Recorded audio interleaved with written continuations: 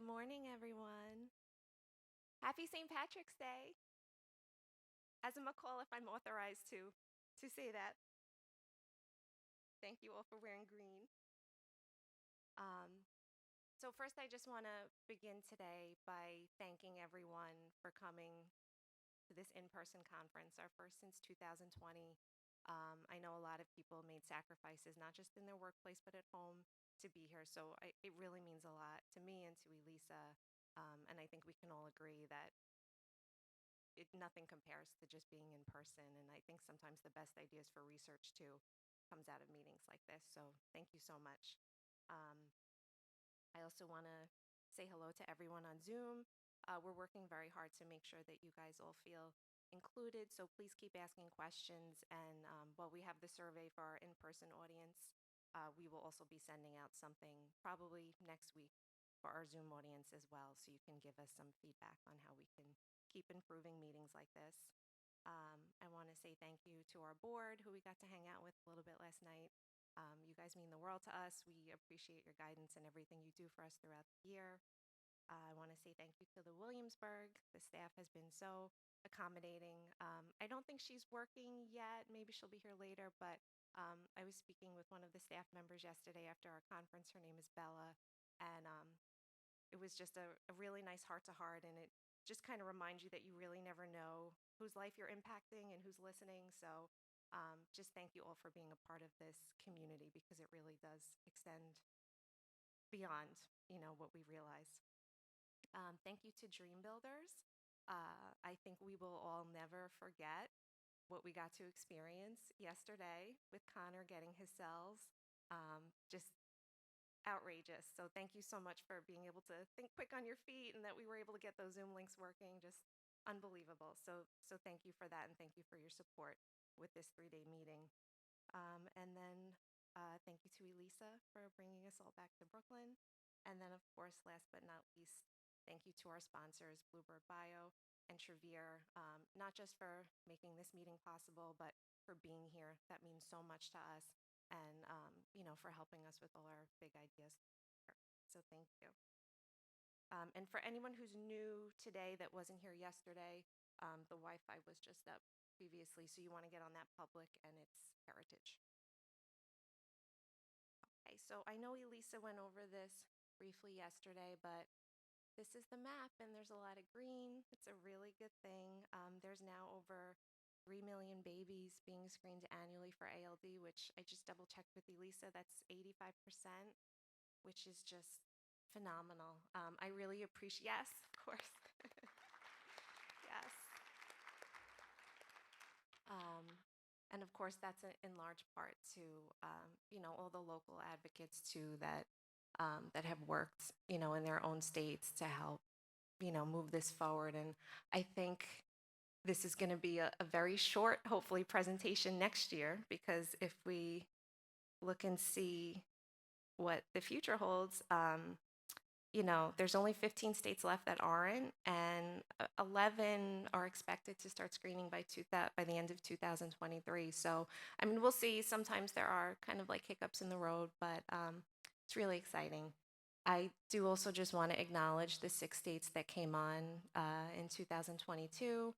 So Arizona, Idaho, North Carolina, Virginia, Ohio, and New Jersey. And I also want to say thank you to our 2 presenters yesterday, Fran from Arizona and also Dr. Reem from Ohio, for giving their updates and insights into, how that implementation got started. And thank you for sharing that too, because we do know how much work goes on behind the scenes. And I think it's so important for our families too to get a little glimpse into that.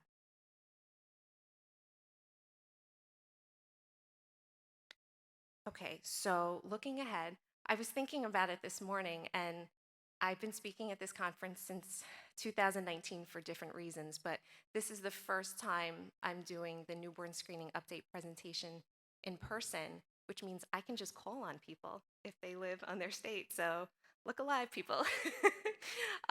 So Alabama, we know they're going to be starting soon. I think their next newborn screening advisory committee meeting is in May. It's going to happen very soon. I'm hoping they have good news for us when they have their next meeting. Lots of exciting things going on in Iowa. I know I've seen a lot of the folks from Iowa on Zoom, so thank you for being here. So their goal is to be running by July 1st. And they're a special state because they have the capability to also screen for Alaska, North Dakota, and South Dakota. So that doesn't mean that they'll all start at the same time. But the good news is Iowa submitted a application for a CDC grant to help get ALD going, and both Alaska and South Dakota did um, put letters of support in with that grant application. So we take that as a good sign. So that's going to be really exciting. Um, Kansas, we have our local advocate Kirsten Finn, who's been so wonderful. I mean, she yeah, she moved from Canada, and it was probably a matter of days, I think, before she was introducing herself to all the right people, and she's been able to go to meetings in person. Um, so I'll let you speak. I know you were at the last meeting in person. If there's anything you'd like to share, I don't know why that's happening. I hope it's not the weather, because it was gorgeous when I walked over here this morning.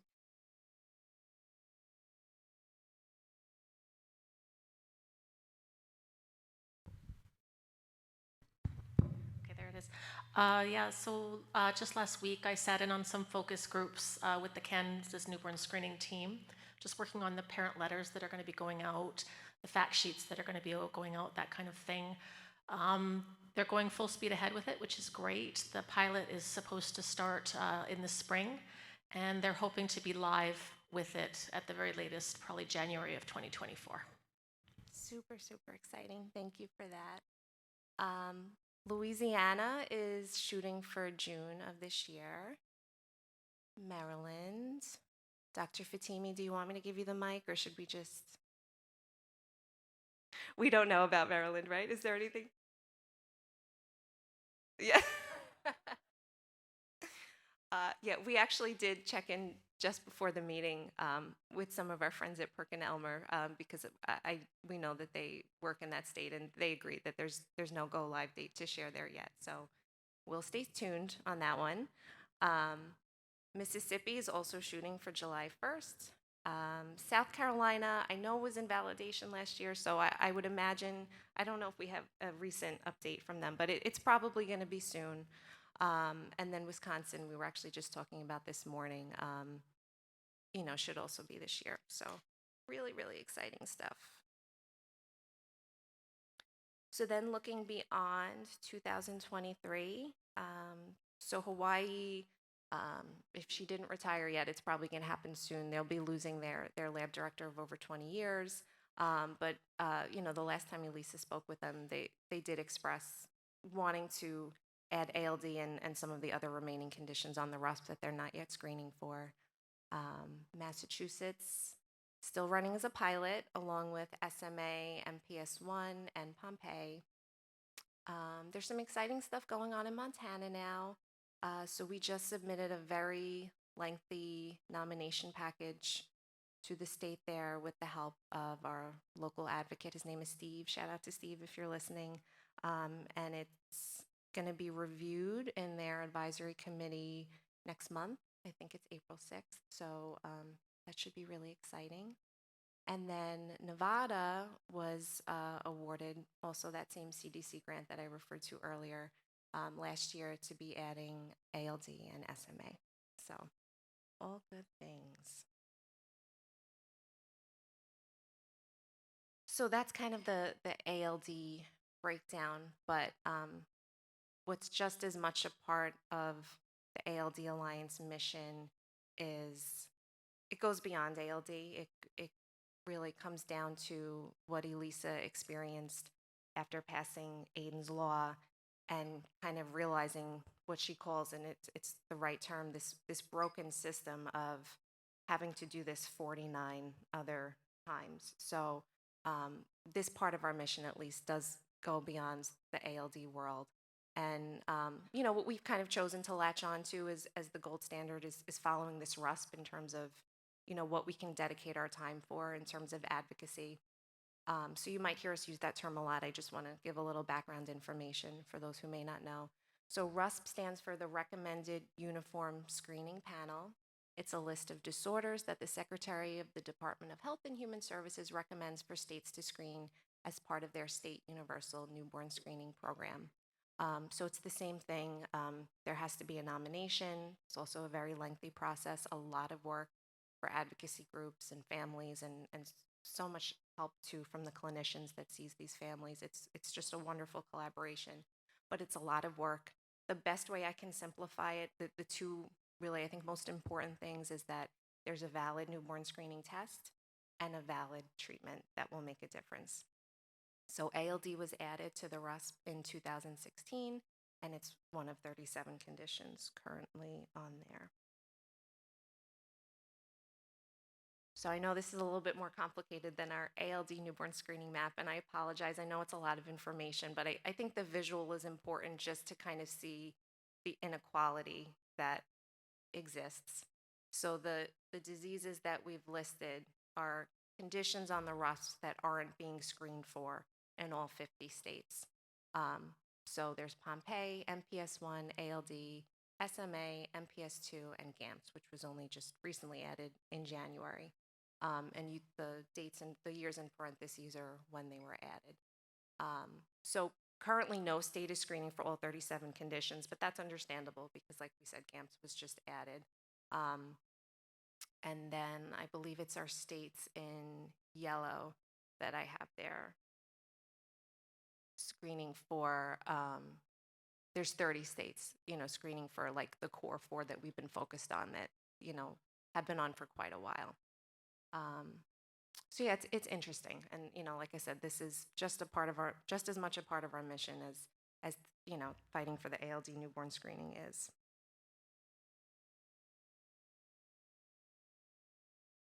So the most important word in this slide is funding. I think it's so important to acknowledge, especially with our wonderful newborn screening lab staff here, that of course all these states want to be screening for these conditions, but funding is such a huge issue. I was so glad Dr. Ream during her presentation yesterday talked about, needing to have the electricity fixed because there's all these things, like these are things you need to get a lab running and going, and there's just so many obstacles. COVID was like, I know, a whole other mess. So just thank you so much to our lab staff who works so hard to make sure that our babies get these diagnoses. It's so important, but they need help. And to me, it's so interesting to just even step back and see what they have to do, that the money's not just there for them, that they have to apply for these really lengthy and detailed grants just to do their job. So again, it's a part of our mission to try to help them as much as possible. And these are the reasons why. So there's a 10 or more plus year delay once a disease gets added to the RUSP for implementation. So that's what leads to what we've dubbed death by zip code, and it shouldn't exist.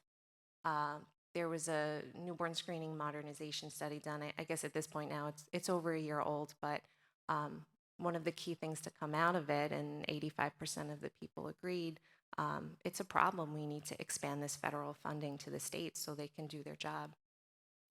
For those of you that follow newborn screening advocacy separate from ALD, might be familiar with these last two bullet points. So the newborn screening reauthorization, whole other fight for another meeting. We'd need a lot more time.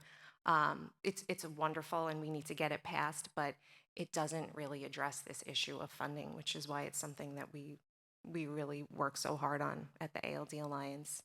And then another great organization, the Every Life Foundation, has been working on this RUSP alignment legislation. So they kind of handpick 2 or 3 states each year and work with local legislators to get something passed, which is good. I think it leads to a level of transparency for their constituents, which is good. There's some accountability where like you kind of have to acknowledge, okay, this is on the RUSP, we have to be looking at it.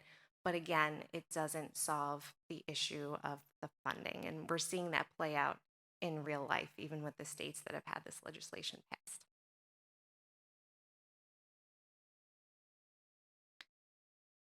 So this is very lengthy. I won't read the whole thing, but kind of our solution to this is something called appropriations, which, it's not a bill. You kind of just want to think of it as like a very small line item in a budget, and it's just money, trying to squeeze this little number in. 15 million sounds like a lot, but it's not, for what needs to be done. So this was our language that was submitted last year, requesting 15 million to be set aside for timely implementation of newborn screening conditions with the goal of complete RUSP implementation in all 50 states by 2025. And the rest of the numbers are a little outdated just because this was last year, but just so you can kind of get an idea, trying to prevent deaths, disability, and to support the states to get the staff and the equipment that they need. And we typically do this in the form of the CDC grant program, just because that's just the feedback that we've received from the states. It's kind of like the best way to do it, that exists. So this map is from the CDC website. The states in yellow are states that have previously been awarded CDC grants to help. Used for all different things. The money can be used to bring on RUSP conditions. It could be, to expand a follow-up program, things like that. We really had a record number of applicants last year. That might be because we very politely reached out to a lot of states to let them know that this opportunity existed through what we call our RUSP Coalition, which I have to thank Rose and Chris from Trevere. They've given us so much guidance and helping us get information like this out. So yeah, with their help, we reached out and 10 states applied for the CDC grant last year, but only 5 received money, and it wasn't because they were all strong applications. There just wasn't enough money to go around. So Arizona, Nevada, Texas, Utah, and Wisconsin received funding, and Arkansas, Colorado, Iowa, Ohio, and Michigan are listed as ABU, so that means their applications were approved, but again, the funding wasn't there. So that's what we're trying to fix, or at least help. So this is our current state of affairs. Last year, with that appropriations language, there was a Dear Colleague introduced. So what that means is that you have a Republican and you have a Democrat. They send out a letter to their colleagues saying, please sign on to this, please support it. There were 25 congressional members that signed on, which was the highest we ever had, so that was great. A lot of bipartisan support. We had so many meetings throughout the year with different legislators. So thank you to any advocates, not just in the ALD world, but other conditions that might be on the RUSP that were able to hop on calls or Zoom meetings at the last minute to kind of share their story. At the end of the day, there was 1 million that was designated at the end, which we're hoping will possibly help fund 2 more states on the ABU list, but that remains to be seen. I know something on our to-do list after this meeting is to have another sit down with the CDC and kind of see where their heads are at. And we're right now, as we speak, in the planning phases of how we're going to approach this year, in light of some recent things that have happened. So for new appropriations language, of course, we're going to still acknowledge this lag in the RUSP time for implementation. We're, of course, keeping our slogan, for lack of a better word. We have to eradicate death by zip code. There was a meeting last month, ACHDNC. I am so bad at acronyms. Elisa, you should be, yeah. But it's, part of their job is to meet and review conditions that are nominated to the RUSP. And there was a 2-day meeting where Crabbe was reviewed and voted on, and then also the second day, the Duchenne community was also looking for, hopefully, advancement in having their stuff move into evidence review. Again, it's content for a whole other different meeting, but for families and for people on the advocacy side and clinicians too, who have spent so much time working with these patients, it was a disappointment because the vote, at least for Crabbe, was 7-7 because there was no majority. It did not move forward on the RUSP. and Duchenne also did not move into evidence review. So there were some things in the way the meeting that was held that we think could be done better. So for example, having an even number of committee members it goes against the charter even, so we're probably going to address that so that that doesn't happen. And I think we can all agree that more patient representation on committees like that is super important. So we're probably going to include that in our language as well. So this is the last slide, how you can help. So reach out to us, even if your state is already screening. This is something I think that we forget to point out. So even if your state's already on board, it doesn't matter because your local politician might serve on a committee that's like the appropriations committee or the help committee, things that might make a difference when we're advocating at that federal level. So don't hesitate to reach out just because your state is already screening. Those are our email addresses. You can follow us on social media too to stay up to date. I added this at the last minute, but I would encourage you to do it. So subscribe to your state's Department of Health website for updates. I'm crazy and I subscribe to all the states, so it's really interesting getting emails, and just kind of like what the culture is. Like I always know like what's going on in Texas if there's bad weather because I subscribe to their newborn screening email list. Arizona sends me really cool, healthy recipes, which I love. I enjoy them. I forwarded one to Elisa not that long ago. But in all seriousness, it's a good way to kind of stay up to date, at least in your own state, of what's going on. And all of these meetings pretty much have to be open to the public. I mean, now with Zoom, it's a little bit more accessible. So I would encourage you to do it. It's a really cool learning experience, if nothing else. And if sometimes it's a little hard to find them on certain state websites. So if you're having trouble finding that information, you can reach out to us, and of course, we'll help you. I think it would be great to attend a meeting. You might even be able to help out another advocate who's a little bit further back in the newborn screening process. I've met some really great people just chatting in Zoom at, some of these meetings. And I do just want to say also, timing is everything. So don't be upset if you reach out to us and 8 months go by. Why haven't you called me? I want to help. A lot of times it's just getting into the right legislator's office at the right time. Sometimes there's no warning, and I think a really good example of this is Christy. We reached out to you not that long ago. It was like this last minute thing. We got an in from someone else in the rare disease community with a different condition who went to college with this congressman. And Christy was the closest person by zip code to them. And so we reached out to her, and she's awesome. It worked. It was a great meeting. So just don't take it personal if you reach out and we don't call. Like, we have our database, and when we have those meetings, of course, we're going to reach out at the right time. So I think that's everything. Thank you so much. Yeah, okay, thank you.